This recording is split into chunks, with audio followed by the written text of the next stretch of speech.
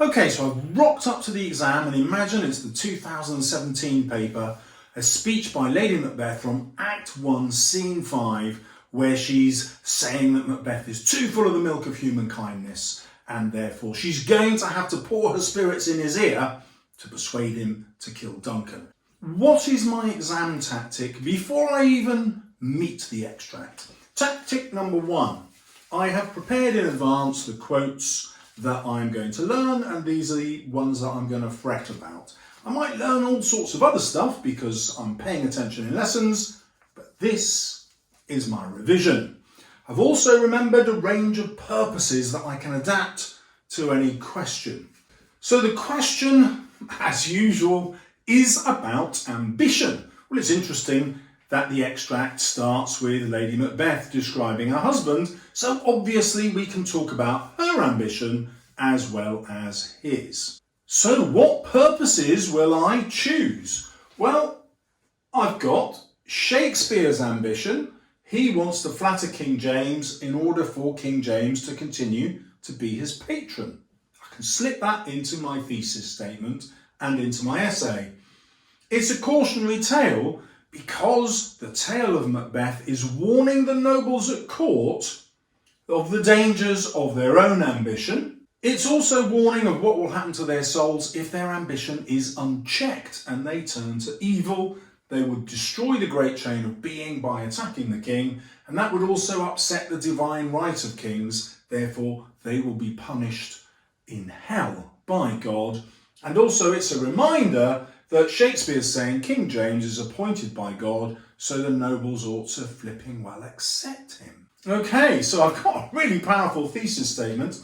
I don't really have to write about the supernatural unless I want to, because that's not necessarily connected to ambition, unless I want to say that the supernatural elements in the play, the witches, prey on Macbeth's ambition in order to corrupt his soul and exploit his amartia. Of course, Mr. Salles, you can always use the supernatural. Okay, that can be in my essay. I'm going to skip the idea of it being a psychological portrait because we've got too much.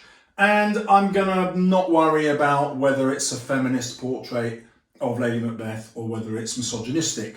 I'm going through these to show you that these are money in the bank. I've already prepared in my revision what I want to say about these. It'll only be like a couple of sentences each. It's like minimal work, but I'm going to rock up and I know I'm going to have more than every other grade 9 student on the planet because grade 9 students normally only have 3 things. So the exam ought to be easy. So I've started with the extract. I'm going to start off with the quote of Macbeth being too full of the milk of human kindness. What's Lady Macbeth saying? She's saying Macbeth is ambitious, but his ambition is not enough to kill the king. He is too milky, he's too kind, he's too much of a nice guy.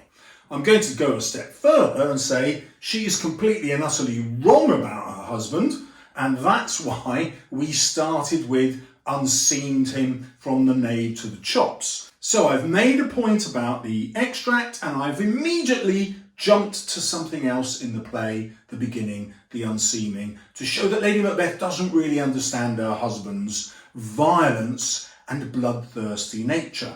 However, she thinks he's not ambitious enough. I'm going to jump again to another moment in the play with my dearest partner in greatness. Where does that line come? It comes when Macbeth writes to Lady Macbeth just before he arrives on horseback and says, look, this is what the witches have said. Oh, my dearest partner of greatness, I love you so much. This is what is promised thee. You're going to be queen.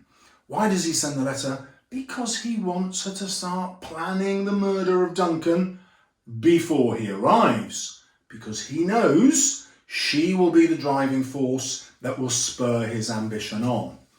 Okay, you get the idea. I pick on a quote that's in the extract and then I jump somewhere else in the play and say, what do I think of it based on what I know elsewhere?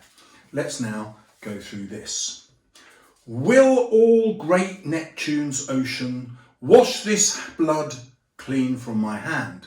So, ambition destroys Macbeth straight away because he immediately feels so guilty that he can't even imagine a god as powerful as Neptune getting rid of the blood which symbolises his guilt. Boom. Next quote. Look like the innocent flower, but be the serpent under it. Well, that links directly to the extract, because the extract talks about Macbeth needing the illness that would attend ambition. And the snake is a metaphorical illness. It's linked to the idea of Satan. So this quote clearly shows that his ambition and Lady Macbeth's ambition has driven them to original sin. Lady Macbeth is therefore like the original Eve who tempted Adam to eat the forbidden fruit, and like she's tempting Macbeth to kill Duncan, going directly against God. Great chain of being, divine right of kings, bosh. Next quote. Out damned spot. What does this tell us about ambition? It tells us that Lady Macbeth did not know herself. She fears the milk of human kindness in Macbeth, and ironically, it's her own milk of human kindness that drives her to madness through guilt at what she's done, represented by the spot she can't wash off. Bosh. I have no spur to prick the sides of my intent, save vaulting ambition. Or is it but vaulting ambition? It's but only vaulting ambition. Okay, well, this is the banker. It comes up in every single essay. Obviously, I'm going to say, Macbeth says, I've got this ambition, but it's going to fall on the other side. I'm going to fail if I only rely on ambition. Who is going to be my spur? Lady Macbeth, of course. I'm going to get my darling wife, my dearest partner in greatness, to help me out, and we will fail or succeed together. Macbeth knows that Lady Macbeth will come up with an awesome plan, which she does. It will have blood, they say. Blood will have blood. At this stage, Macbeth has everything he wants. He's the king, Lady Macbeth is the queen, but he does not have satisfaction. His ambition to become king is not enough. Why not? Because he is obsessed with killing. We could see that as a divine punishment. God is giving him more of what got him here. This, you've got to be king by killing, and my punishment to you on earth is going to be that you keep killing. And then you will be more and more bloody and blooded. You will create your own enemies. They will come back and destroy you. Is this a dagger which I see before me? I could make it fit, but it doesn't link easily to ambition. I'm going to get rid of it. By the pricking of my thumbs, something wicked this way comes. This is what the witches say when Macbeth returns to them. But what does this tell us? It tells us that the witches believe Macbeth is more wicked than they are. Therefore, Shakespeare is arguing that Macbeth's ambition is the most evil thing in the play. Therefore, Shakespeare is arguing that an ambition to get rid of the king is the worst kind of ambition in the world, and that's because it goes against God, the great chain of being, the divine right of kings. Therefore, it reinforces the idea of the play as a cautionary tale. I dare do all that may become a man. Well, I can use it. I can't really be bothered because I've got some really good ones, but this one does link because it's saying Macbeth has been reduced to something subhuman. We've got the image of the scorpions in the mind. Maybe I need to use it now because it links to yet another quote. So I can use it.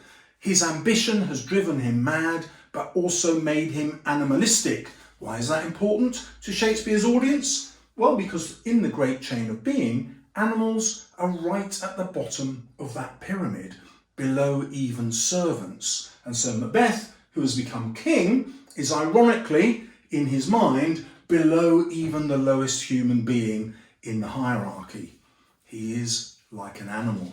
Fair is foul and foul is fair. Macbeth's ambition has turned the world upside down so that good seems evil and evil seems good. This upsets the natural order and leads to tragedy and war. One man's ambition doesn't just destroy him, it destroys the entire country of Scotland, and the only way to cure it is to have an invasion from the English. War is no kind of cure, really, and so Shakespeare is pointing out to the nobles, you will start a civil war if you go against King James. It really isn't worth it. Methought I heard a voice cry no more, sleep no more. This does link to Macbeth's ambition, and ironically, he sleeps very well. Soon as he's killed Duncan, he thinks, oh my God, I'll never sleep again. But actually, we know he sleeps very well because he gets the doctor to come and see Lady Macbeth who's sleepwalking. Where's Macbeth? He's got his own bedroom. He's not getting any problem sleeping. He's not asking the doctor to come and help him out. It's Lady Macbeth. Her ambition has led to her guilt, which has led to her lack of sleep. And ironically, Macbeth has killed her sleep.